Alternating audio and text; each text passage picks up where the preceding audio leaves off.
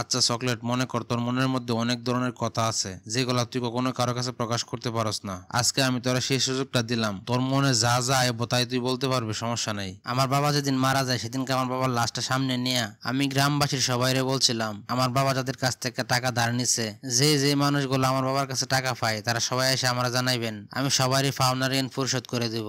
এই কথা শোনার পরে আমার বড় বোন আমার হাত ঝাঁকি দিয়ে বলতেছে, ভাই তুই এটা কি বলতেছস? তুই এই ঋণগুলা শোধ করবি কেমন করে? তোরই তো কোনো চাকরি নাই, কোনো ইনকাম নাই, আজকে 5 বছর ধরে বেকার পড়ে রইছস, তুই এতগুলো টাকা কেমন করে শোধ করবি? তোর নিজেরই তো চলা আরেকজনে। আমি বোনের শরীরে হাত দিয়ে আস্তে আস্তে বললাম, চিন্তা করিস না বোন, বাবার রেখে যাওয়া সমস্ত ঋণ আমি পরিশোধ করে দিব, একটা টাকাও বাকি রাখবো না। পরের দিন সকালবেলা ঘুম থেকে উঠতে না উঠতে দরজা খুলে দেখি ঘরের সামনে দাঁড়ায় আছে 5 থেকে 7 জন লোক পাওনাদার। তাদের দেখে আমার শরীরের রুম্বা দাঁড়ায় গেল, শরীর ঘামতে শুরু করলো। ওদেরকে আমি কি বলবো, আমার মুখ দিয়ে কোনো কথা আসতেছে না। রাতটাও ভালো মতন পার হয় নাই, তারা সবাই এসে হাজির। তাদের মধ্য থেকে একজন আমার বলতে শুরু করলো, আমি অমুক ব্যাংক থেকে আসছি, আপনার বাবা আমাদের ব্যাংকের মধ্যে আপনি এবং আপনার বোনের নামে 15 লক্ষ টাকা রেখে গেছে, আপনি এক সময় করে আসেন ব্যাংকের থেকে টাকাগুলো নিয়ে যান। বাদ বাকি আর যারা ছিল তারা সবাই বলতেছে আপনার বাবা আমাদের সমিতির মধ্যে 20 টাকা রাখছে, আমাদের সমিতির মধ্যে 50 টাকা রাখছে, একজনে বলতেছে 100 টাকা রাখছে, একজনে বলতেছে 150 টাকা করে রাখছে, আপনি সময় করে একসময় অফিসে আসে সব টাকা নিয়ে যান। পরে আমি সব টাকা ওটা একবার হিসাব করে দেখলাম,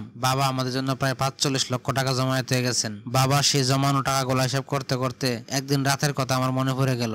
ওই রাত্রে আমি আমার বাবারে বলছিলাম, তুমি আমার কেমন বাবা, আমাদের যে ভবিষ্যৎ আছে সেগুলো নিয়ে কি তোমার কোনো চিন্তা আছে? খালি জন্মই দিছো আর চাহিদা পূর্ণ করতে পারলা না। তোমার মতন এমন বাবা আমার দরকার নাই। তুমি কোনো টাকা পয়সা দাও না, কোনো চাহিদাই পূর্ণ করতে পারো না। আমরা যে বড় হইতেছি তুমি না থাকা অবস্থায় আমরা চলবো কেমন করে? আমাদেরকে কোনো ভবিষ্যৎ তুমি করে গেছো? তখন আমার বাবা আমার কথাগুলো শুনে কোনো কষ্ট না পাইয়া হালকা একটা মুস্কি হাসিতে বলছিল, আমি আমার সাধ্য মতন চেষ্টা করে যাচ্ছি তোদের জন্য, সময় হইলে সবকিছু বুঝতে পারবে। আমি আমার বাবার হতভাগ্য এক সন্তান। সেদিনকে আমি আমার বাবার মুস্কি হাসি আড়ালে বাবার কষ্টটা আমি বুঝতে পারি নাই। আজকে আমাদের সেই দিনটা আসছে কিন্তু আমার বাবাটা নাই। এখন মাঝে মধ্যে প্রায় সময় আকাশের দিকে তাকায় বলি, বাবা আমি দুর্ভাগ্য এক সন্তান, তোমার আমি বুঝতে পারি নাই। সারাটা জীবন তোমার সাথে রাগই করে গেলাম, তোমার সাথে জারি দিয়ে কথাই বলে গেলাম, তোমার ভালোবাসা একবার জড়ায় ধরতে পারি নাই, তোমার ভালোবাসা একবার আই লাভ ইউ বলতে পারি নাই। আজ বুঝতে পারছি তুমি আমাদের জন্য কতটা ত্যাগ স্বীকার করছো, কি কারণে তুমি একটা শার্ট 3 থেকে 4 বছর পরতা, কি কারণে একটা স্যান্ডেল তুমি বারবার সেলাই করে পরতা। তোমার কাছে ক্ষমা চাওয়ার মতন সময়টাও আমারে তুমি দিলা না, আমারে ক্ষমা করে দিও বাবা। তুমি তোমার সাথে অনেক বেয়াদবি করছি।